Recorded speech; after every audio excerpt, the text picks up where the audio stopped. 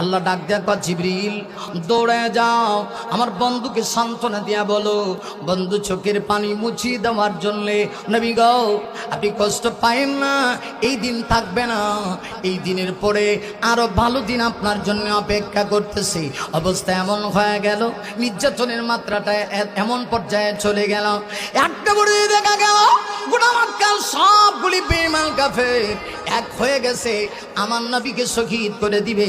প্রত্যেকটা গোত্র থেকে দারুণ নদওয়া বৈঠকে বসে ওরা সিদ্ধান্ত করে নিয়েছে, সাহসী একজন যুবককে নির্বাচিত করেছে, সকলে মিলে আমার নবীর উপরে আঘাত করবে, একসঙ্গে আঘাত করে তারা নবীকে দুনিয়া থেকে বিদায় করে দিবে।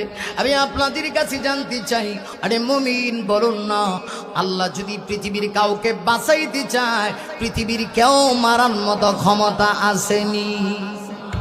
আরে মুমিন, এজন্য আমার আল্লাহ বলে নবী গো, ও নবী না,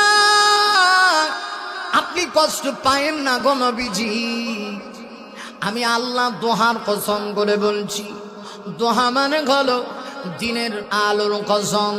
ওই সময়ের আলো যখন সূর্যটা পরিপূর্ণভাবে উদয় হয়, এর অর্থ হলো নবুয়তের আলোর কসম করে বলছি। আরো অনেক ব্যাখ্যা আছে, আমি সেদিকে যাচ্ছি না, সময় নেই। এরপরে আসুন 2 নম্বরে আল্লাহ বলেন ওয়াল্লাইলি ইযা সাজা, নবী গো আমি আল্লাহ লাইলে সাজার কসম করছি। লাইলে সাজা মানে কি? লাইলে সাজার একটা ব্যাখ্যা হলো অন্ধকারাচ্ছন্ন রাতের কসম।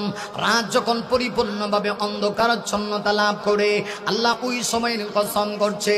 এর অর্থ হলো আমার আল্লাহ দিনেরও কসম করে, রাতেরও কসম করে, দিন রাত 24 ঘন্টা সময়ের কসম করে।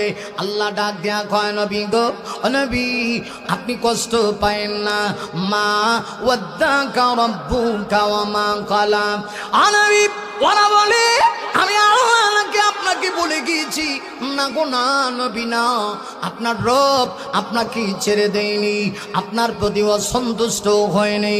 নবী গো এই পৃথিবীতে আমি আল্লাহ যত নবী পাঠাইছি, সকল নবীরা মিলে এই আল্লাহকে খুশি করতে চায় গো, কিন্তু আপনি যদি কষ্ট পান, আমি আল্লাহ আপনাকে সান্ত্বনা দিই। হযরত ইউনূস পয়গম্বর মাছের পেটের ভিতরে গিয়েও আল্লাহকে খুশি করাইছেন।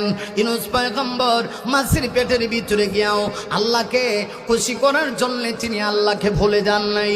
আল্লাহ কিন্তু সেই পরীক্ষায় ইউনূস নবীকে নিয়েছেন। ইউনূস নবী সেখানে গিয়েও আমার আল্লাহকে ভুলেন নাই। ইব্রাহিম নবী আগুনের ভিতরে গিয়েও আল্লাহকে ভুলেন নাই। ঠিক তদ্রূপ ভাবে